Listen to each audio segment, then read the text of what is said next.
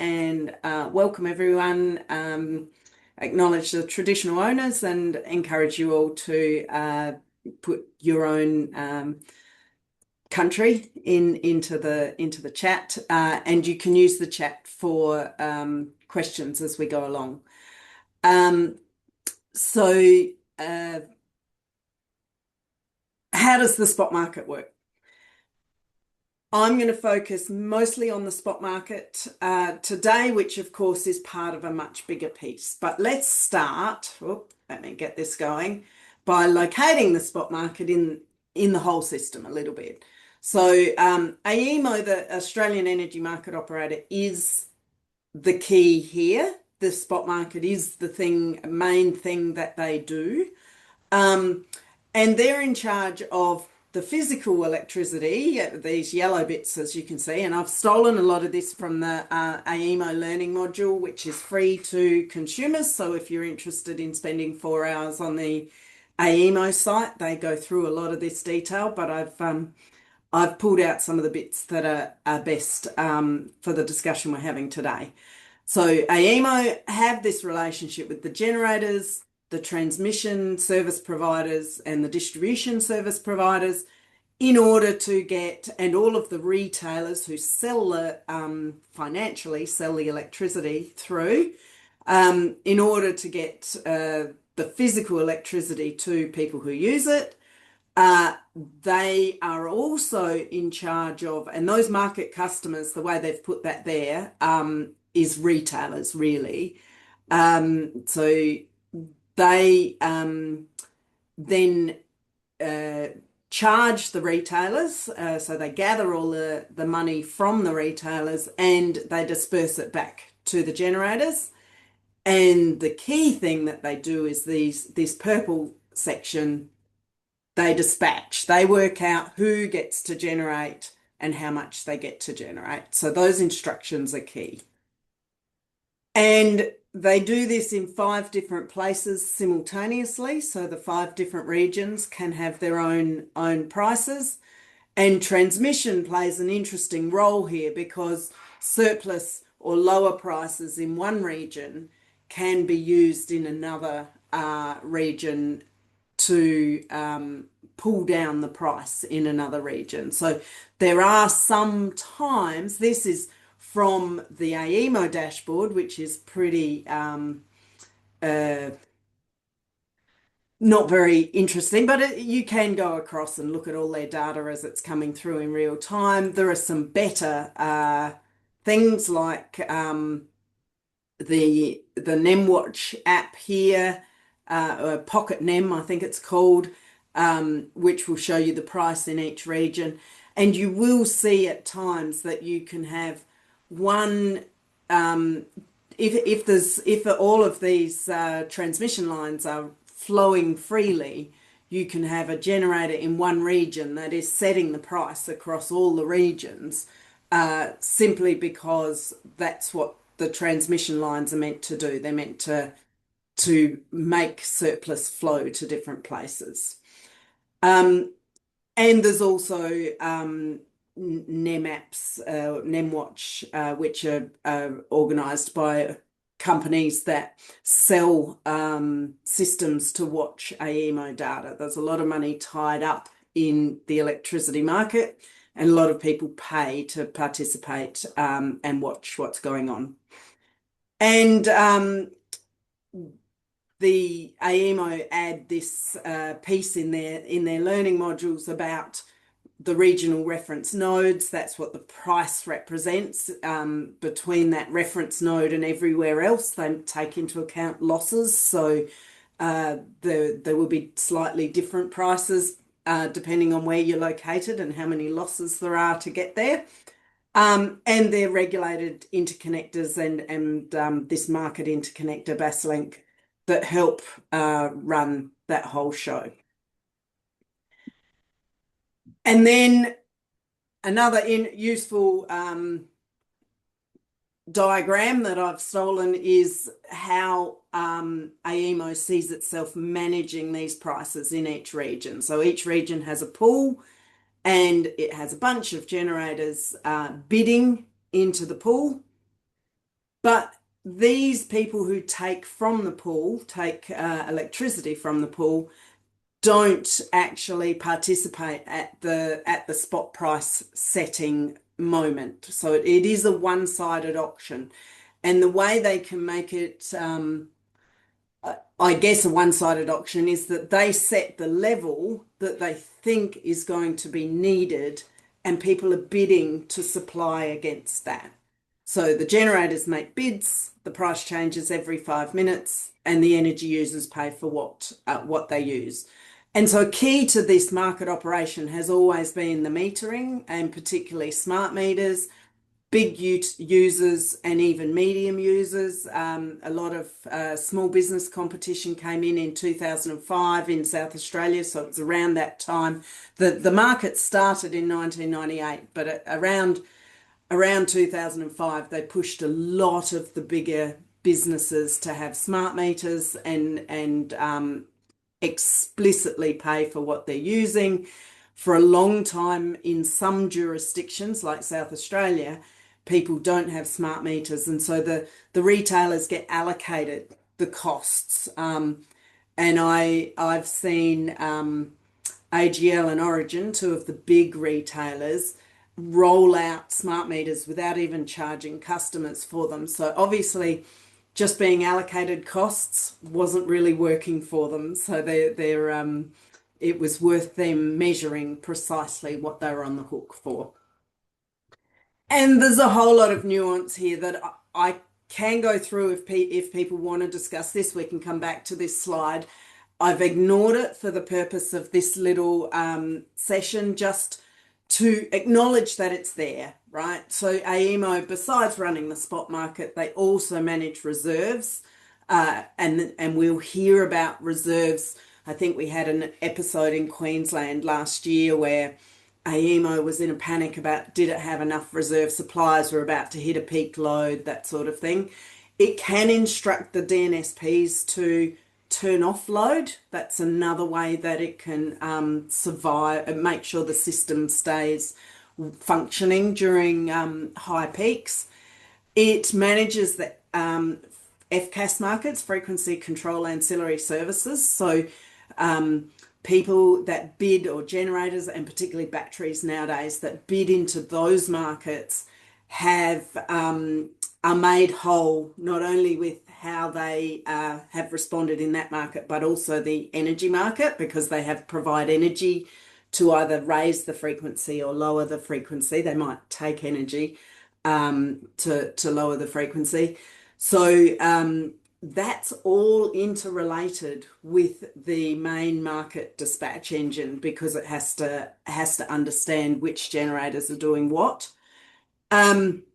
We do have some load side bidding, and I did try to find an article that I read recently about how it's really bigger than we realise. It's always been there for traditionally large users. I know in South Australia, the Port Pirie smelter,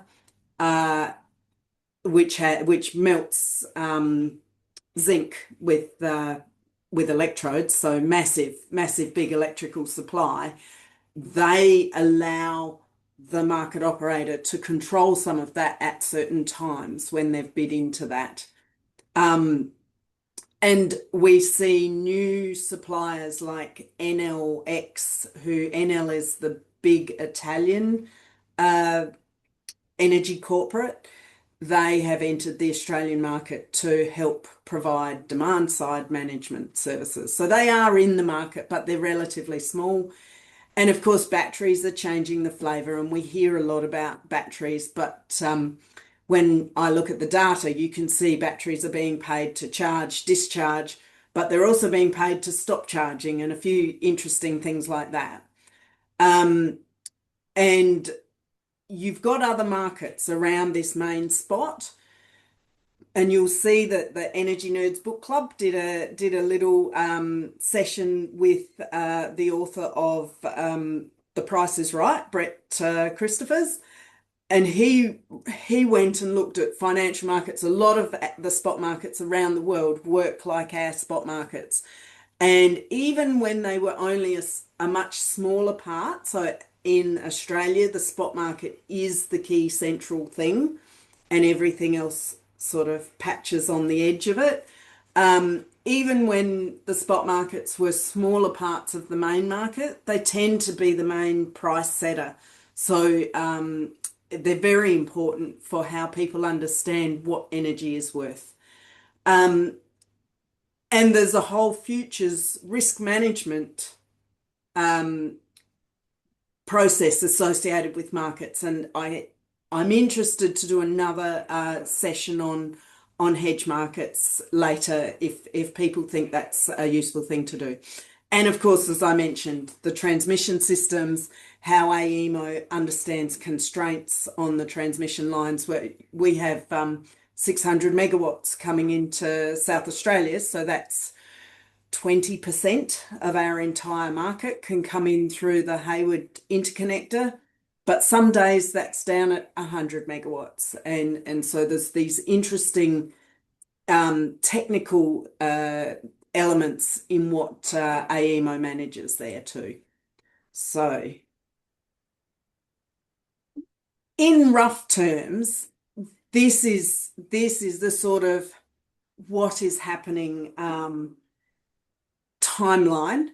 Forecasts start from way out. So, AEMO has dedicated forecasting people who are looking at, will we have enough generators online 3 months into the future? And they're looking at the weather a week into the future, and they keep pushing forecast information back into the system. But in the day before that, those forecasts start to inform the bids. So you'll have a bid stack well in advance of 24 hours, that at 4 a.m.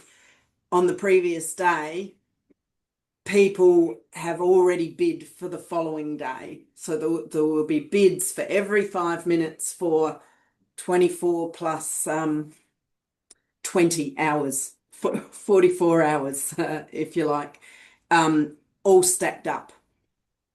But then as you get to the real dispatch time, the whole bid process can be adjusted under certain rules. And I haven't looked closely at why companies rebid and under what circumstances they're allowed to rebid, but we do know it happens. You can see that they have to have a rebidding process because their generator might have a fault, and they suddenly have to take bids off the table that they thought they were going to be able to do.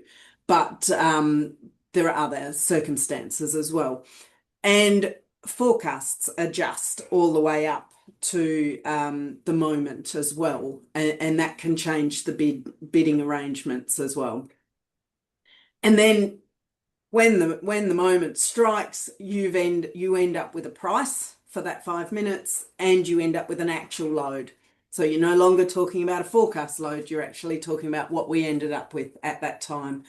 And that will define what gets dispatched. And then the financial reconciliation takes place over the following month or so. It can take quite a while for all the money flows to come in.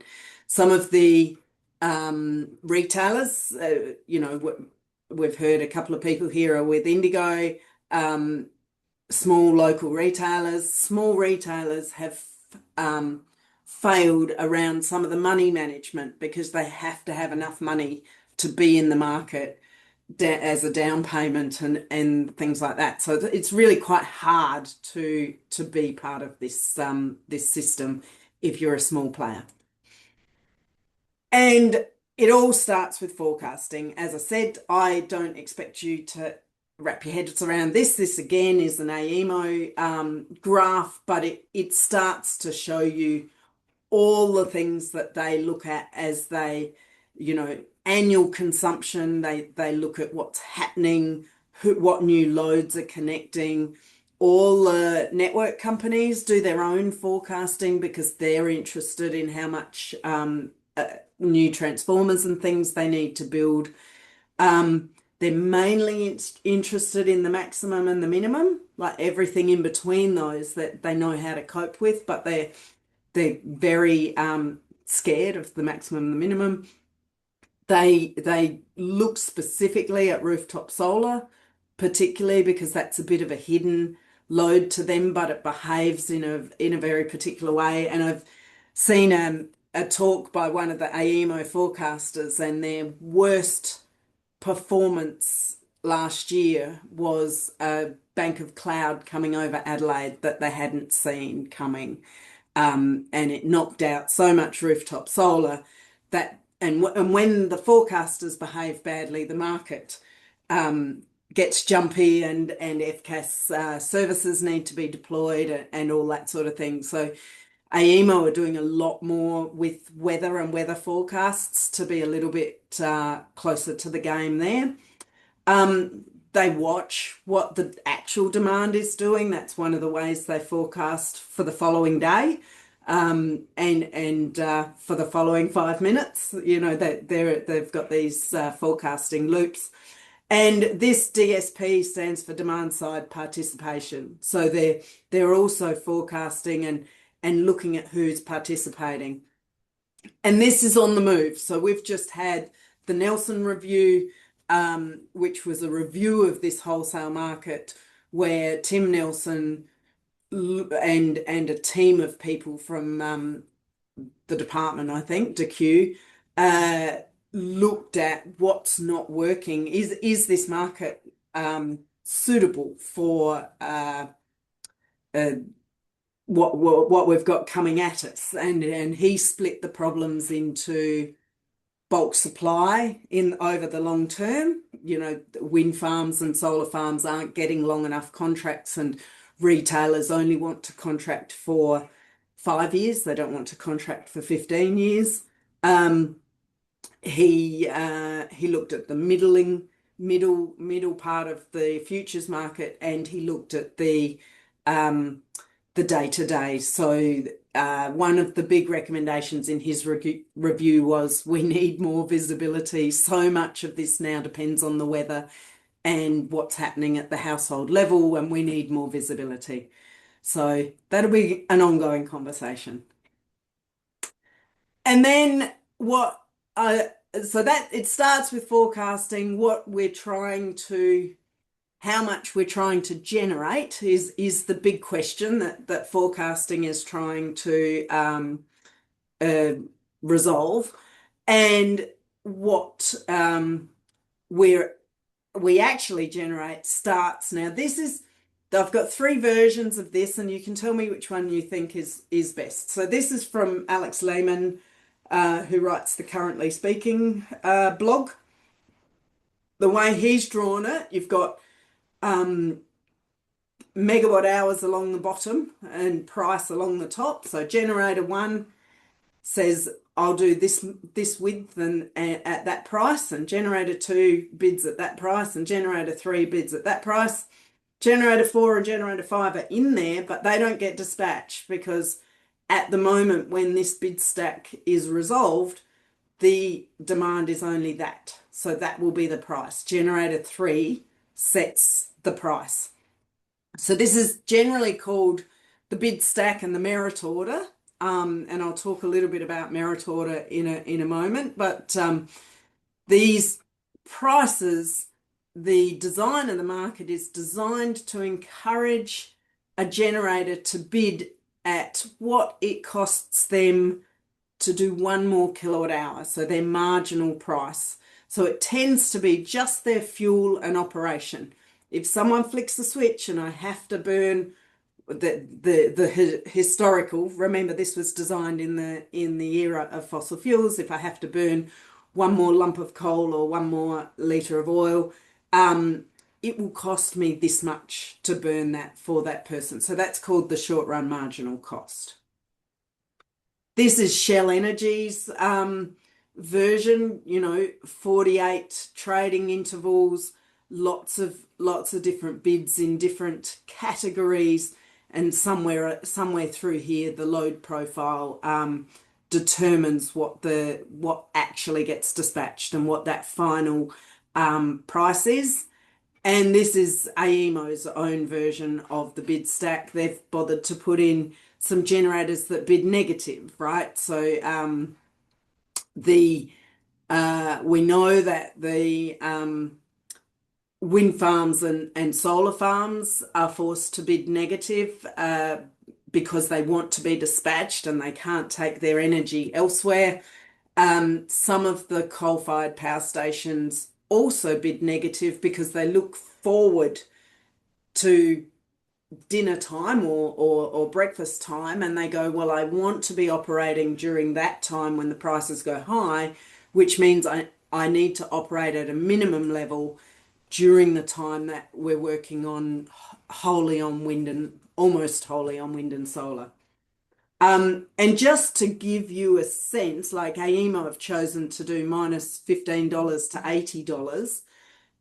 The market floor is minus $1,000 per megawatt hour. The market cap is $20,300 a megawatt hour. That should only happen at peak dispatchable load. And we know that generally people pay around $600 a megawatt hour, perhaps as a highest price on their bills, but that includes network charges. And the average that this spot market is working at is somewhere between 60 and 140. So just to give you a bit of a sense of what these numbers mean. And before we go to questions, I just wanted to, if you're happy for a bit of theory, the design of the market goes back to a 1950s French economist working in the electricity industry. So there were no markets back then. But he was asking the question, how do we build the right suite of generators, knowing that, and the three I've got here on this example are, some are very cheap. Gas is cheap to build but expensive to run, and nuclear is super expensive to build and very cheap to run. And France, of course, is drenched in nuclear power. And so he was saying, well, how do we understand what makeup of generators is going to be the cheapest overall? And so this is the capital cost, and this slope of each curve is the running cost. And you can see that nuclear never pays for itself unless it runs for like 90% of the time. But if it is running for 90% of the time, it is absolutely the cheapest thing to do a little bit more, a little bit more, a little bit less to be your marginal generator. And so the way economists look at the system is they take the crossover points, they take them down to a load curve, and I can explain a load curve if you haven't seen one of these before, but it's all the loads in the year from the highest loads down to the lowest loads, and they draw across and go, right, we're going to need 40 gigawatts of nuclear, 20 gigawatts of coal and 20 gigawatts of gas. And the idea is that when nuclear's bidding at, let's say, 2 cents a kilowatt hour, it's the only one running. When coal is bidding at 4 cents a kilowatt hour, it's only getting paid for its fuel, but nuclear is starting to pay off its capital. And when gas comes in, coal and nuclear are both starting to pay off their capital, and gas is only getting paid for its fuel. So that's the design of our market, and it helps explain why that top price that gets met in the bid stack is paid to everyone, because those cheaper generators need to pay off their capital during those periods. So I think my next slide is questions. That's right. So how are we going with all of that? What would you like to ask? All I'll say is that